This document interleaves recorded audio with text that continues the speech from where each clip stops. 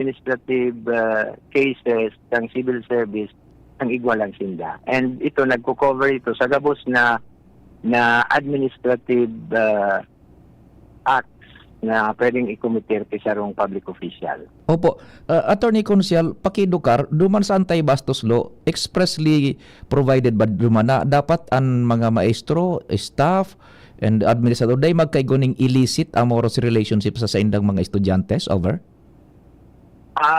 Actually, dahil man yan na pigkataram. Yan nga ang pigsasabi ta na dahil mo man yan mapugulan. Pero ang inappropriate acts na gibuhon, yan ang pwedeng magdilaog dyan.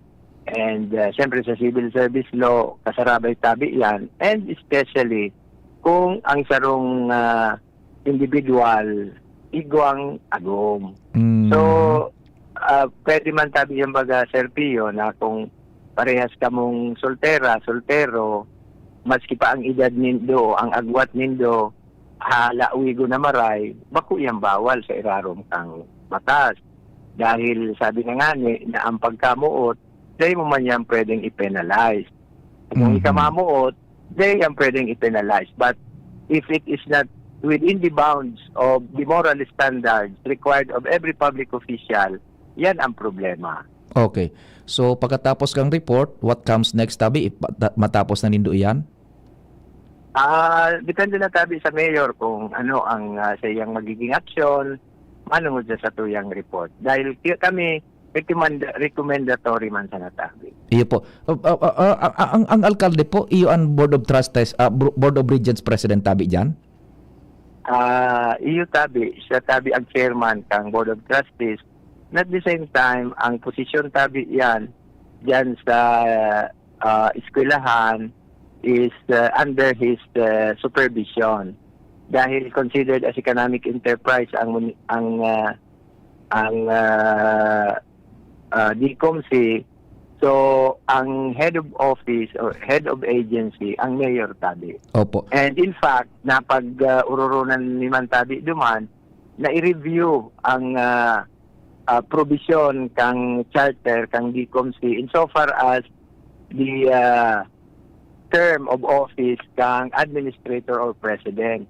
Usually tabi sa mga arong kaiyan ng mga educational institution, ang head should not be a plantilla position. Dapat tabi 3 years and subject to renewal, or 4 years subject to reappointment. Kung hilingon tatabi ang ibang mga community colleges, arong po ang structure kang head kang school. Bako siya plantilla position na true and true, sagkod na ika mag-retire, ika ang magiging presidente or administrator kang eskwelahan. So what's the status ngunyan kan posisyonan dyan sa DCOMC tabi? Actually ngunyan is it's a plantilla position. Plantilla. Gusto kong sabihin, pag plantilla position ka, fixed dahil term. ka na mahali, fixed term, sagkod na ika mag-retiro. Ayun, nako. Sige. Now, duman pa sa ikaduwang issue. Do you consider it another disturbing issue? Ining sa pagkukolekta ng 200 pesos mananggad, kung totoo mananggad yan? Iyo tabi, napag-isihan. Hello? Go ahead. Napag-isihan kang naging opinion kang ibang mga kagawad na dapat sa araw kayang kadakulang kwarta, may proper accounting na mangyayari and proper liquidation na dapat gibuhon ang namamahala ng eskwelahan, lalong-lalo na iyan dahil managlalaog sa kaban ng munisipyo. So it cannot be subject of a commission on audit review kung pigpapaano yan na kwarta na yan. So, dahil naglataw duman na igwang mga problema na na-misspent or nagkaigwang problema asin mga reklamo ang mga estudyante tungkol dyan, kaya nag-motion si Kagawad Duran na gibuhon na another investigation and magiging topic itong paano ma-liquidate, paano ma-account ang kwartang naglalaog na kadakula sa eskwelahan. kasuarin pa databi ini nagpo na collection ayan and si say databi ang nagkokolekta. And what was the basis databi? Di nga ni tabi masabutan kung ano ang basihan kang kwarta na pigkukolekta. Kaya sa investigasyon maaaraman kung ano ang basihan, kasuarin pa iyan nagpuon, and paano iyan pigdi-disburse, sa pigagamit. So iyan po ang magiging subject naman. Ang investigasyon ta base sa pigtaong patatatara ni Kagawad Wawa Sorsogon, may mga nagrereklamong mga estudyante tungkol dyan sa 200 pesos na pigkukobra na dahil maipaliwanag kung napapasain. Nako. Now, milyones an kumbaga managad may initial computation kamo diyan kasubago. Now, iyan na isyong iyan, nagbutwa iyan while present tabi so administrador kan DICOMC and other officials kan DICOMC kasubago o kaswapon? Iyo tabi. And in fact, naputol na Joshua and Konsyal, naputol na. What was the reaction daw tabi? Dali mo na Joshua, naka-monitor ka mo diyan. Anong initial na reaction? Bako ini basta-basta gan 200 pesos pa dignal. Milyones yan eh. Dako lang mga issue ini diyan sa kunyan sa Darga Community College. So, Attorney Konsyal Tabi, what was the initial reaction kada administrador mismo? Ang sabi niya, ang enot, paano, nagkaigwang conflict ang simbag. Kang nagtaram itong namamayo kang mga estudyante garong nagkakapot kang student council. Ang sabi niya, daing problema nga maray nga ang pagpa-disburse kay ito dahil masinda barang na nakukuha na ano man na problema. Pero kung hinapot si administrator, ang sabi niya na igwa nga yung problema. In fact nga may mga tinarangkas daw siya na mga estudyante, na mga siguro mga empleyado duman sa sa DICOMC. So gustong sabihin, may conflict. So, saraw nagtataram na daing problema. Pero so, saraw nagtataram na may problema. So, nag-motion, dahil duman, nag-motion si Kagawad Duran na imbestigaran kung napapasain o ano ang pigagamitan kaiyan na kwarta na iyan.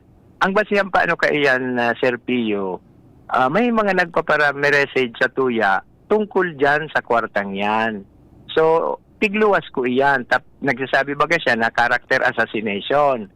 So sabi ko, ano man ang i-assassinate sa karakter mo kung nagruluwas ining mga issue na ini. Kaya sabi ko, ano ini na nasaro sa ko na nag-message na igwada ang kwarta ang student council na dahil napapakaray ang paggasto. O, di man na nagpuo na naman ito. So let us be clear tabi, Attorney Konsyal, si sa iso nagkokolekta, is it the student council or the administration kan DICOMC kan 200 pesos naan? Ang sabi nila student council. Student council. Okay. Sige tabi, Attorney Konsyal, kung ikaw ka pang gustong idagdag, please go ahead tabi. Dahil naman tabi, Sir Pio, ang ahagad ta lang na para magkaigwa kitang maray na pagpadalagan sa satuyang paggugobyerno. So mga issues na pwede tang erase, pwede kita mag-raise, pero dahil kita matakot na mag-forward, asin magtaukan sa tuyang naaaraman, sa magigibo lang ang paglinig, asin pagpakaray kang sa tuyang paggugobyerno kung ang lambang syudadano nagkukooperar. Ta kung dahil man na kooperasyon, maski anong reklamo ta, dahil man na mangyayaring pagbabago. Salamat tabi, Konsyal Attorney Ayan. Salamat. Joshua? Alright, tabi Sir Pio, si Konsyal Attorney Ayan Makasingag, may kinaraman sa issue yan matindi sa ang Daraga Community College. So dahil natapos so primerong issue itong pigsasabing illicit relationship allegedly dahil pa ang solamente conclusion na lang is ma-prepare ning report so sanggunian and rekomendasyon. And ikadua, maimbestigar pa sana kaining so sa 200 pesos na ang sabi nagkokolekta so student council Aha. Okay, sige. So yan tabi, Sir Pio, na dagdag na storya. Una ko nga tapos na, may bago na naman pala naaabangan.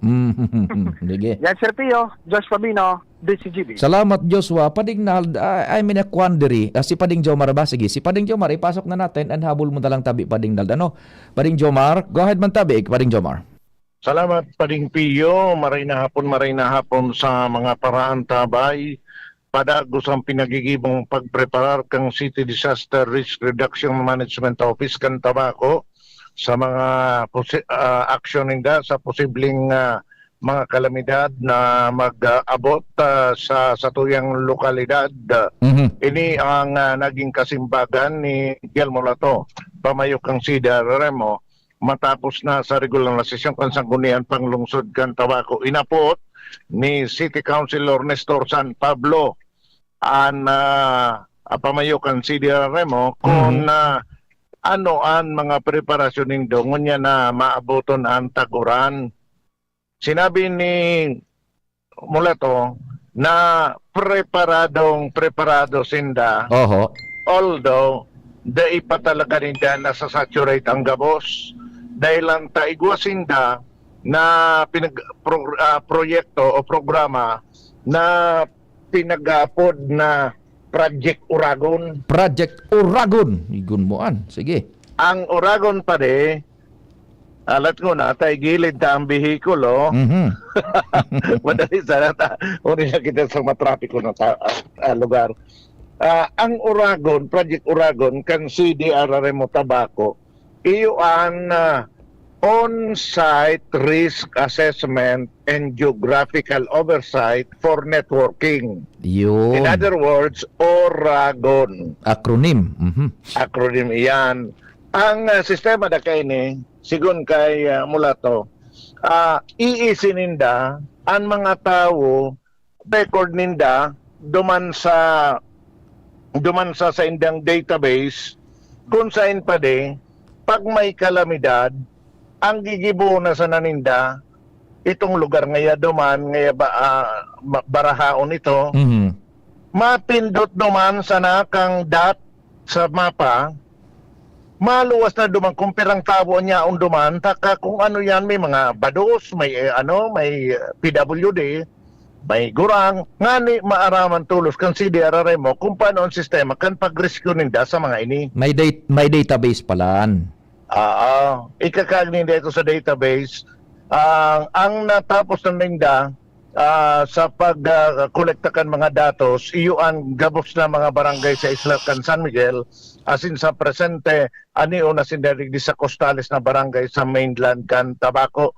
Sinabi ni Mulato, na inin saro sa paagi, saro sa na ini sa mga paagi, na bila na pinagigibo kang sa indang opisina, bilang preparasyon paghahanda sa ano pa man na kalamidad na mag-agi sa syudad kan Tabaco. Roger. Yan pa rin ang mga informasyon. Jomar Bien, DCGP. Salamat kumpadreng Jomar Padingnal. For the very first time, commercial free. Sorry na, halabig sa interview. Habol na yan. And salamat kasi do pagantabay. Mahal namang Diyos ang magbantay. Nadagog nindo ang mas pinagayon na programang Bicol Target